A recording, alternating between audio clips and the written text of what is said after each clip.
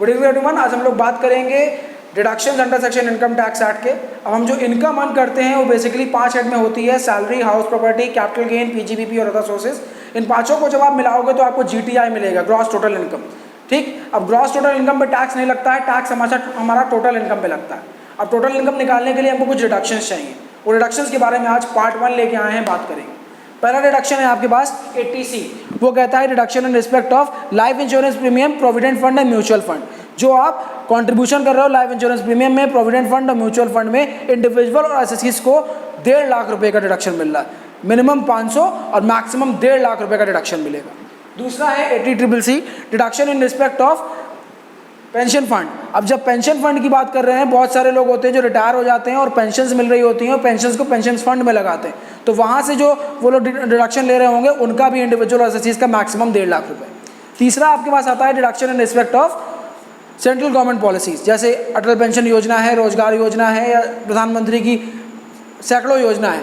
उन योजनाओं में जब आप पैसा लगाओगे तो वहाँ से भी डिडक्शन इंडिविजुअल और एचयूएफ को मैक्सिमम 1.5 लाख रुपए मिलेगा। अब आप कहोगे कि कोई एसएससी हो सकता है जिन्होंने तीनों ली हो, एटीसी भी ली हो, 80CCC भी ली हो, 80CCD भी ली हो, तो 1.5 लाख 4.5 लाख रुपए हो गए। नहीं, ऐसा नहीं हो सकता कि वो 4.5 लाख रुपए का डिडक्शन ले। उसके लिए तुरंत एक नया सेक्शन बीच में आ जाता है, दैट इज 80CCE। वो कहता है कि जब कोई बंदे ने 80C, 80CCD या 80CCC साथ में लिया हो तो उसको मैक्सिमम 1.5 लाख रुपए का ही डिडक्शन मिलेगा, उसके ऊपर नहीं मिल सकता। अब नेक्स्ट चीज आती है 80D, deduction in respect of medical insurance premium. आप जो मेडिकल इंश्योरेंस पॉलिसीज लेते हैं अपने फ्यूचर्स के लिए, उसके लिए भी आपको डिडक्शन मिलता है। अब जब आप पॉलिसी ले रहे हो तो सेल्फ का मतलब है आप, आपका स्पाउस और आपके 2 चिल्ड्रन। आपका स्पाउस और आपके 2 चिल्ड्रन। अगर आप 60 साल के नीचे हो तो 25,000 रुपये की आप डिडक्शन ले सकते हो। लेकिन अगर आप अपने इंश्योरेंस प्रीमियम में पेरेंट्स को भी इंक्लूड कर रहे हो और पेरेंट्स भी 60 साल के नीचे हैं, मतलब आप भी 60 साल के नीचे, आपकी फैमिली चारों 60 साल के नीचे और वो भी 60 साल के नीचे, मम्मी पापा भी 60 साल के नीचे, तो 25,000 सेल्फ के लिए है, पेरेंट इंक्लूड करते हुए 50,000।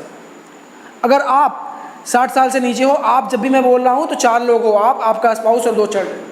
अगर आप 60 साल के नीचे हो, पेरेंट 60 साल के ऊपर हैं, तो आप वाले केस में केवल 25 होगा, पेरेंट इंक्लूडेड है तो दोनों का कंबाइंड आपको मिलेगा 75,000 रुपीज़। लेकिन अगर आप भी 60 साल के ऊपर हो और आपके पेरेंट्स भी 60 साल के ऊपर हैं, इन दैट केस आपके केस में हो जाएगा 50,000 रुपये और पेरेंट भी इंक्लूड कर रहे हो, than it would go for 1 lakh rupees. ठीक, ये मेडिकल इंश्योरेंस प्रीमियम है, इंपॉर्टेंट है। अब आता है आपके पास 80DD, maintenance of physically and mentally handicapped persons. अब कोई बंदा है, उसका भाई बहन या कोई मम्मी पापा जो उन पर डिपेंडेंट है, उनका खर्चा भी वो बियर कर रहा है, वो फिजिकली या मेंटली हैंडीकैप्ड है। अब उनके मेंटेनेंस के लिए सरकार क्या करती है, आपकी जो भी इनकम है उसमें नॉर्मल डिसेबिलिटी पे 75,000 और सीवियर डिसेबिलिटी पे 1,25,000 पर एनम फ्लैट आपको डिडक्शन दे देती है। अब नॉर्मल डिसेबिलिटी क्या होती है? नॉर्मल डिसेबिलिटी होती है जिनका डिसेबिलिटी लेस देन 40% होता है और सीवियर में मोर देन 40% होता है। ये ऑथराइज कौन करता है? ये सीएमओ ऑथराइज करता है। चीफ मेडिकल ऑफिसर हर डिस्ट्रिक्ट में होते हैं, वो ऑथराइज करते हैं कि 40% के बिलो है आपका तो 40% के अबव है, आपको सर्टिफिकेट मिलेगा। मतलब डिपेंडेंट अगर कोई है फिजिकली मेंटली हैंडीकैप्ड, तो जो बंदा कमा रहा है, उनको खिला पिला रहा है, उनका मेंटेनेंस कर रहा है, उसको नॉर्मली में मिलेगा आपको 75,000 रुपीज़ और सीवियर में मिलेगा 1,25,000 रुपीज़। अब आज वो बंदा खुद कमा रहा है जो फिजिकली मेंटली हैंडीकैप्ड है, तो उसके लिए डिडक्शंस का क्वांटम तो वही रहेगा लेकिन सेक्शन चेंज हो जाएगा। Section would be 80U। बंदे वो खुद बंदे के लिए जो फिजिकली मेंटली हैंडीकैप्ड है उसके लिए 80U डिडक्शन हो जाएगा। अगर वो नॉर्मली हैंडीकैप्ड है तो 75,000 रुपीज़ पर आनम, और अगर वो सीवियर हैंडीकैप्ड है देन इट वुड बी 1,25,000 पर आनम। एक बात याद रहे कि कोई भी फैमिली अगर एक बंदा फिजिकली मेंटली हैंडीकैप्ड है तो ऐसा नहीं हो सकता कि गार्जियन उसके लिए 80DD ले रहा हो और वो बंदा खुद अपने लिए 80U ले रहा हो। वो कमाएगा तभी 80U लेगा।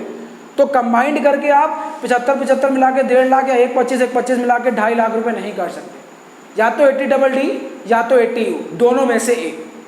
ठीक, होप कि आपको समझ में आया होगा। और जैसा ये पार्ट 1 है, पार्ट 2 में और डिडक्शंस है वो हम आपके बीच में लेते आएंगे।